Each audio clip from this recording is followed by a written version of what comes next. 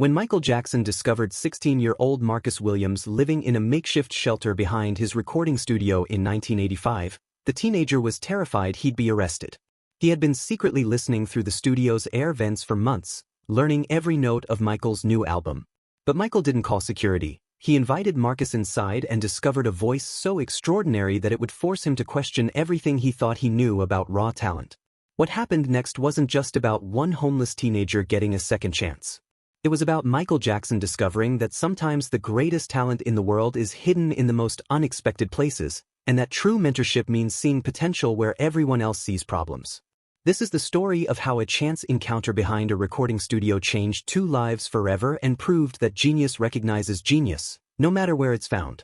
If you're ready to discover the hidden story that shows what happens when opportunity meets raw talent, hit that subscribe button and ring the bell, because this story will remind you that every person you pass on the street has a story worth hearing and potential worth nurturing.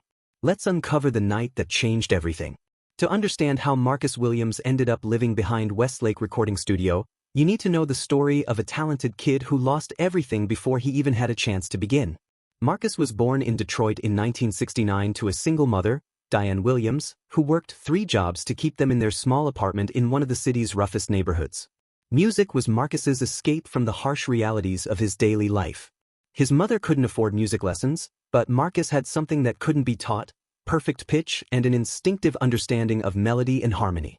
He would listen to the radio for hours, memorizing every song, dissecting every vocal arrangement, teaching himself to sing by imitating everyone from Marvin Gaye to Stevie Wonder. Marcus could hear a song once and sing it back perfectly, remembered his neighbor, Mrs. Johnson. Not just the melody, but all the background harmonies too. He'd layer his own voice, creating full arrangements just using his mouth. It was like nothing I'd ever heard. When Marcus was 14, his mother was diagnosed with aggressive breast cancer. Within 6 months, she was gone, and Marcus found himself in the foster care system with no other family to take him in. He bounced between 3 foster homes in 2 years, each situation more difficult than the last. The final foster home was with a family that saw fostering as a source of income rather than a calling to help children. They provided the minimum required by law but offered no emotional support, no encouragement, and certainly no understanding of Marcus's musical gift. When Marcus would practice singing, his foster father would yell at him to shut up and stop making noise. "They treated me like I was a problem to manage, not a person with dreams," Marcus later recalled. "I felt invisible, like nothing I did mattered and nothing I wanted was important." 2 months before his 16th birthday, Marcus ran away. He couldn't take the emotional neglect anymore, and he'd rather face the uncertainty of the streets than another day in a home where he felt like a burden. He took a Greyhound bus from Detroit to Los Angeles with $47 in his pocket and a dream that seemed increasingly impossible: to somehow make it as a singer. Los Angeles was brutal to a 16-year-old with no money, no connections, and no place to sleep. Marcus spent his first weeks in the city sleeping in parks, scrounging for food in dumpsters, and trying to stay out of sight of police and predatory adults who saw vulnerable teenagers as easy targets. But Marcus never stopped singing. Even when he was hungry, scared, and exhausted, music was the one thing that made him feel human. He would sing softly to himself as he walked the streets, creating melodies and harmonies that helped him process his pain and maintain hope that somehow, someday, things would get better. One night in September 1985, Marcus was searching for a safe place to sleep when he found himself in the alley behind a professional recording studio in the Hollywood area.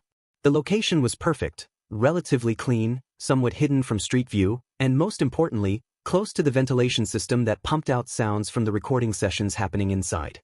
That first night, Marcus pressed his ear against the metal vent and heard something that changed his life: Michael Jackson's voice, live and unfiltered, recording what would become part of his next album.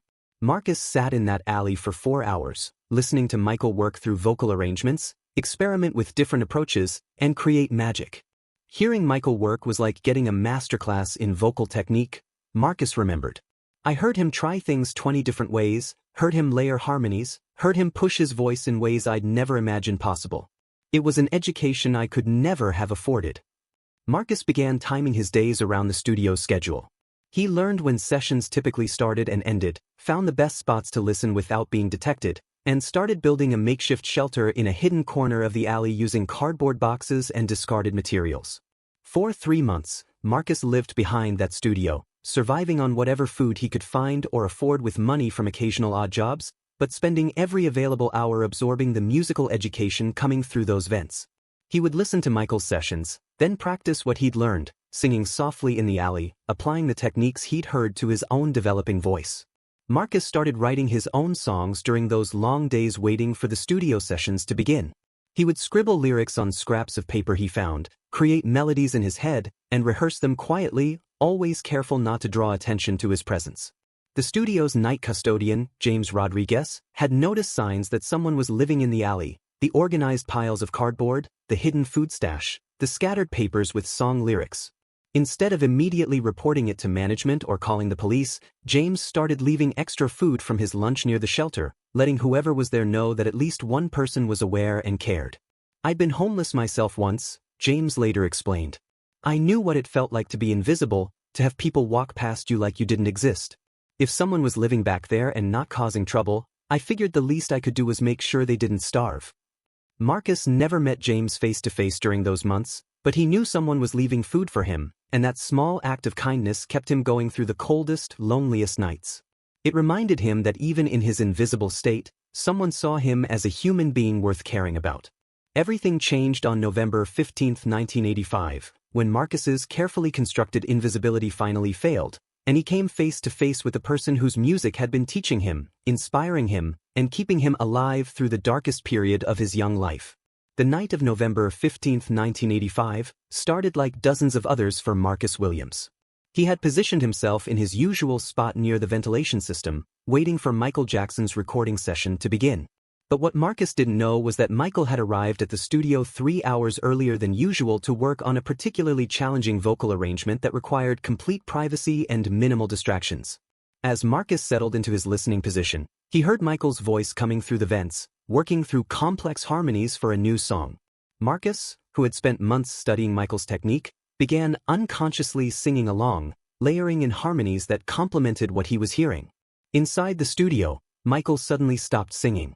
He had heard something, a voice from outside, faint but unmistakable, singing harmonies that were different from his own arrangement but somehow perfectly complemented what he was creating.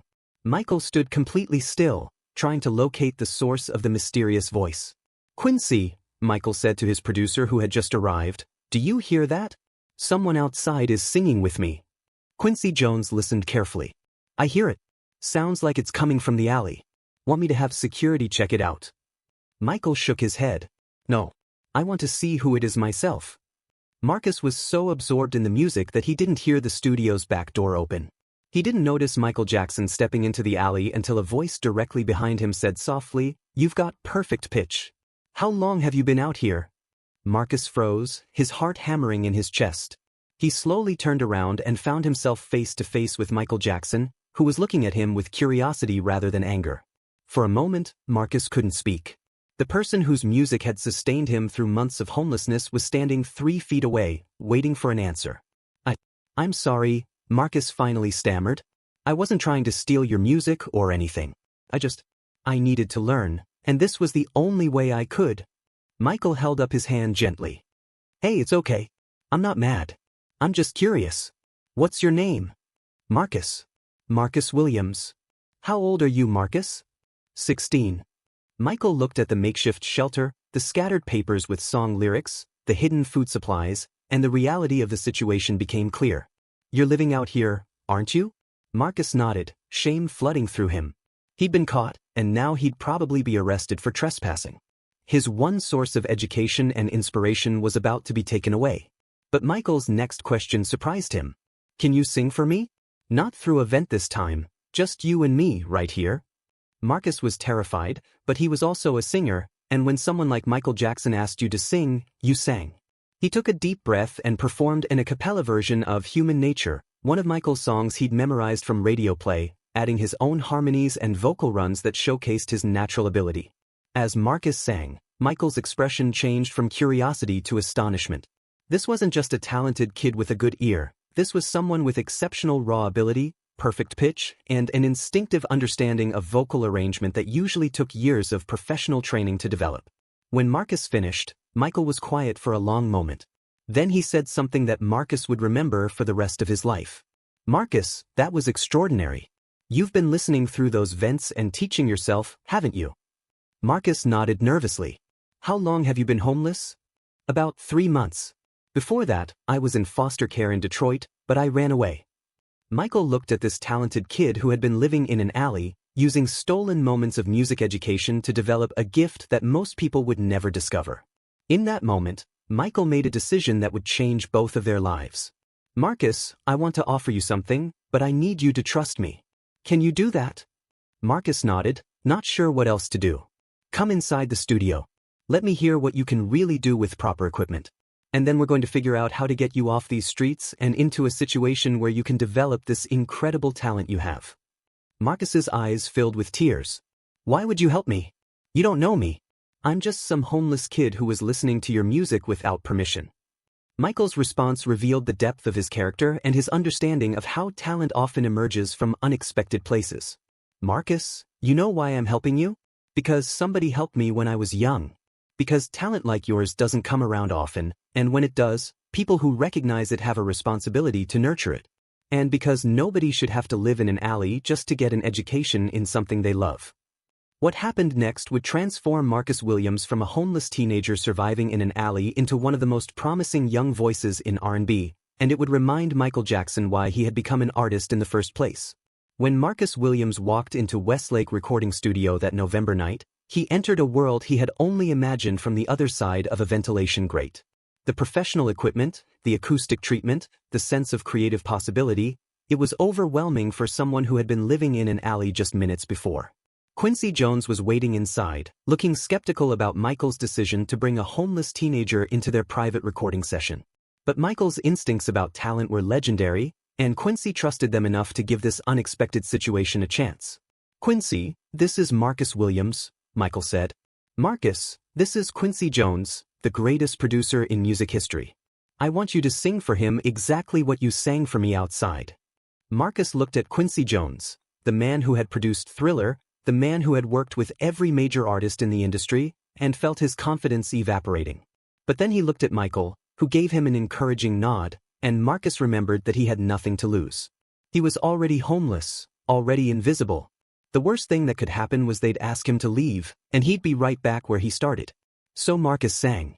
This time, without the pressure of being caught, without the fear of being arrested, he let everything pour out, all the pain of losing his mother, all the loneliness of the streets, all the hope that music had given him during his darkest hours. He sang Human Nature again, but this performance was different. It was raw, emotional, and showcased not just technical ability but the kind of soul that can't be taught. When Marcus finished, Quincy Jones sat in stunned silence for a moment, then turned to Micheal with an expression of disbelief. Micheal, Quincy said quietly, where did you find this kid? That's one of the purest, most naturally gifted voices I've heard in 20 years. Micheal smiled. He found me. He's been living behind the studio for 3 months, teaching himself by listening through the vents. Quincy looked at Marcus with new respect. You taught yourself that just by listening? Marcus nodded. I've been listening to music my whole life. My mom couldn't afford lessons, so I just learned by paying attention. What happened over the next 3 hours was a masterclass in vocal development that money couldn't buy. Micheal and Quincy worked with Marcus, testing his range, exploring his natural abilities, and discovering that this homeless teenager had the kind of raw talent that record labels spent millions trying to find. They learned that Marcus could harmonize instinctively, creating complex vocal arrangements on the spot. They discovered he had a 4-octave range and could switch between chest voice and falsetto seamlessly. Most impressively, they found that Marcus had been writing original songs, dozens of them, scribbled on scraps of paper he kept in his makeshift shelter. Can I hear one of your songs? Micheal asked. Marcus pulled out a crumpled piece of paper with lyrics he'd written about his mother's death. The song was called Empty Rooms, and it told the story of coming home to an apartment that would never feel like home again. As Marcus performed it a cappella, both Micheal and Quincy were moved to tears by the raw emotion and sophisticated songwriting from someone so young. Marcus, Micheal said when the song ended, that's a hit song. You know that, right? With proper production and your voice on it, that could be a major record. Marcus couldn't believe what he was hearing. Hours ago, he was a homeless kid hiding in an alley. Now, Michael Jackson and Quincy Jones were telling him he had written a potential hit song. But as the excitement of the discovery wore off, practical reality set in. It was approaching midnight, and the question of what would happen to Marcus when the session ended hung heavy in the air. "Marcus," Micheal said, "we need to talk about your situation. You can't go back to living in that alley. That's not acceptable and it's not safe." "I don't have anywhere else to go," Marcus admitted. "If you call social services, they'll put me back in foster care, and I can't go back to that." Micheal and Quincy exchanged a look. They both understood that the foster care system wasn't always the solution, especially for a 16-year-old with specialized needs and extraordinary talent that required nurturing rather than institutional management. "What if we found you a different option?" Micheal suggested. "What if we set you up with someone in the music industry who could provide housing while you develop your talent?" Over the next hour, Micheal made phone calls to people he trusted, including his own family members and industry professionals who had worked with young artists. What emerged was a plan that would give Marcus stability while allowing him to pursue his musical education. Micheal arranged for Marcus to stay with a music teacher named Dorothy Palmer, a retired vocal coach who had worked with Motown artists in the 1960s and had a spare bedroom in her modest home in Pasadena. Dorothy had a reputation for taking in talented young people who needed guidance and structure, and when Micheal explained Marcus's situation and demonstrated his talent over the phone, she immediately agreed to help. But Micheal didn't stop there. He also committed to personally funding Marcus's expenses, housing costs, food, clothing, and most importantly, proper vocal training and music education. He arranged for Marcus to work with professional coaches, to attend a performing arts high school, and to have access to studio time to develop his songwriting. "Marcus, I'm making you a promise," Micheal said as dawn began to break outside the studio. "I'm going to help you develop your talent the right way. Not as a publicity stunt, not for my own benefit, but because you deserve the same chances that I got when I was young. But you have to promise me something in return." "Anything," Marcus said, overwhelmed by the sudden transformation of his life. "Promise me you'll work harder than you've ever worked. Promise me you'll take this opportunity seriously. And promise me that when you make it, and you will make it, you'll help the next kid who needs a chance." Marcus promised, having no idea that this moment would be the beginning of a mentorship that would last for decades and fundamentally change his understanding of what it meant to be an artist and a human being. The transformation of Marcus Williams from homeless teenager to emerging artist happened gradually over the next 2 years, guided by Michael Jackson's mentorship and Dorothy Palmer's patient instruction. But the journey was far from easy, and Marcus quickly learned that raw talent was just the beginning of what it took to succeed in the music industry. Living with Dorothy Palmer provided Marcus with stability he had never experienced. Dorothy's home was modest but warm, filled with memorabilia from her years working with Motown legends. More importantly, it was filled with understanding and genuine care from someone who recognized that Marcus needed emotional healing as much as he needed vocal training. "Marcus came to me with incredible talent but also deep trauma," Dorothy later recalled. "He'd lost his mother, been failed by the foster care system, and spent months believing he was invisible. Before we could work on his voice, we had to work on his belief that he deserved good things." Dorothy connected Marcus with a therapist who specialized in working with young people who had experienced loss and homelessness. Through counseling, Marcus began processing his mother's death, his feelings of abandonment, and his complicated relationship with success and opportunity. Meanwhile, Micheal remained actively involved in Marcus's development. He would call weekly to check on his progress, occasionally invite him to studio sessions to observe professional recording processes, and provide guidance on navigating the music industry's challenges. "Micheal never treated me like a charity case," Marcus remembered. "He treated me like a colleague, like someone whose career mattered as much as his own. He'd ask my opinion on his music, share his struggles with perfectionism, and be honest about the pressures of fame." The vocal coaches Micheal arranged taught Marcus proper technique to protect and strengthen his natural abilities. They worked on breath control, on expanding his already impressive range, and on developing the stamina required for professional performances. Marcus absorbed everything like a sponge, practicing for hours each day with the discipline of someone who remembered what it felt like to have nothing. But perhaps the most valuable part of Marcus's education came from the songwriting sessions Micheal would occasionally invite him to. Micheal would bring Marcus into the studio and let him watch as songs were crafted from initial concepts through to final production. Marcus learned about song structure, about creating emotional impact through arrangement, and about the meticulous attention to detail that separated good music from great music. "Micheal taught me that the magic is in the details," Marcus explained. "How you end a phrase, how you layer harmonies, how you create space in a song for emotion to breathe." He showed me that being a great artist wasn't just about having a good voice, it was about understanding how to move people. As Marcus's skills developed, Micheal began giving him small opportunities to contribute to professional projects. Marcus provided background vocals on tracks for other artists Micheal was producing, always uncredited but gaining invaluable experience in professional recording environments. In his second year under Micheal's mentorship, when Marcus was 18, Micheal made a decision that surprised everyone. He invited Marcus to co-write a song with him for Micheal's next album. The song would draw from Marcus's experience of homelessness and use his authentic voice to tell a story about invisible people in society. The collaboration produced Shadows in the Street, a powerful ballad about homelessness and hope that featured Marcus's vocals prominently alongside Micheal's. When the album was released, Micheal insisted that Marcus receive full songwriting credit and a featured artist designation, launching Marcus's professional career in the most public way possible. "Micheal could have used my story without crediting me," Marcus said. "He could have taken what I'd written and made it his own. Instead, he made sure everyone knew I was a collaborator, that I had something valuable to say. That's what real mentorship looks like."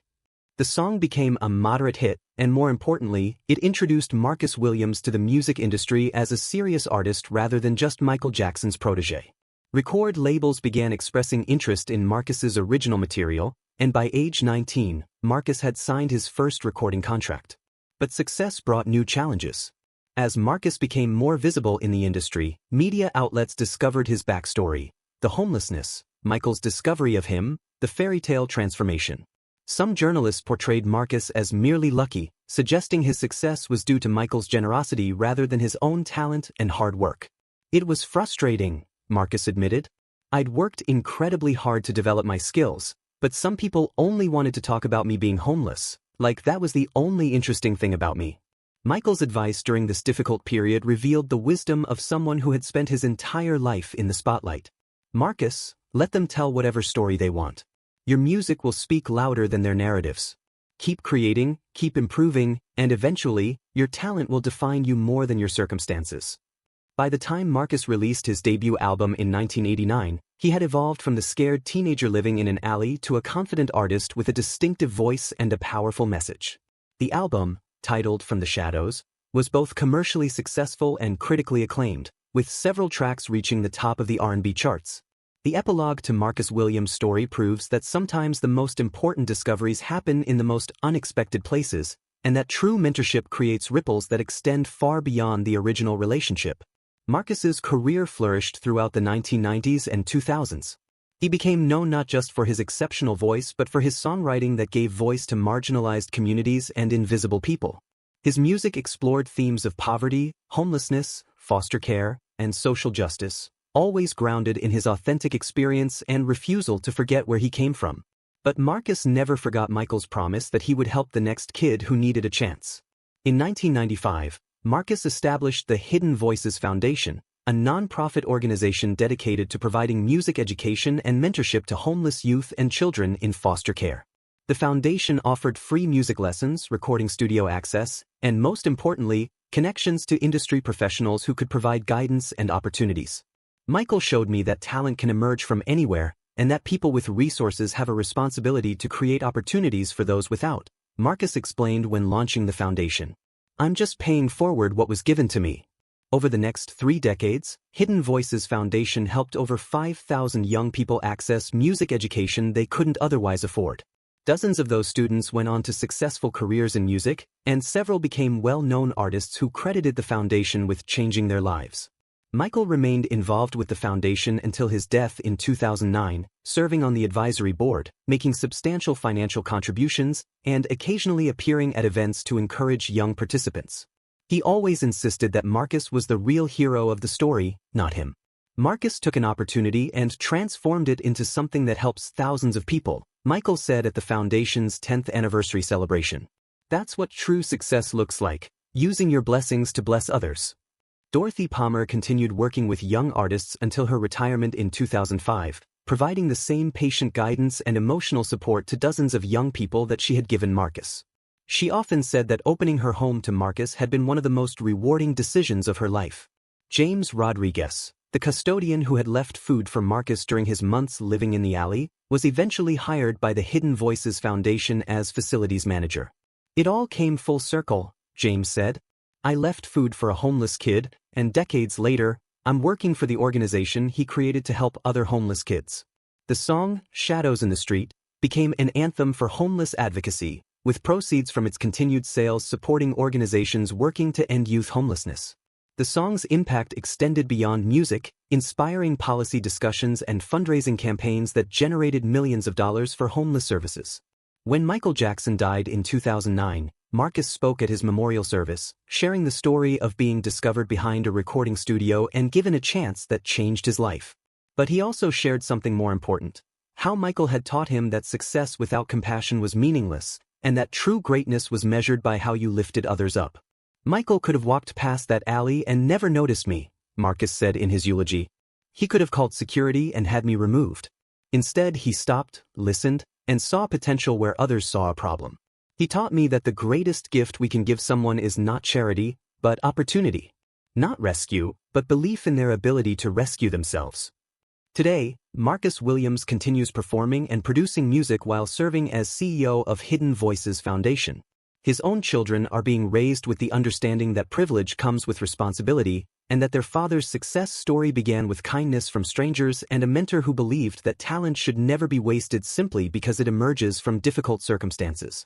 The alley behind what was once Westlake Recording Studio now features a small plaque that reads, "In this space, Michael Jackson discovered Marcus Williams, November 1985. A reminder that genius can be found anywhere, if we're willing to look and listen."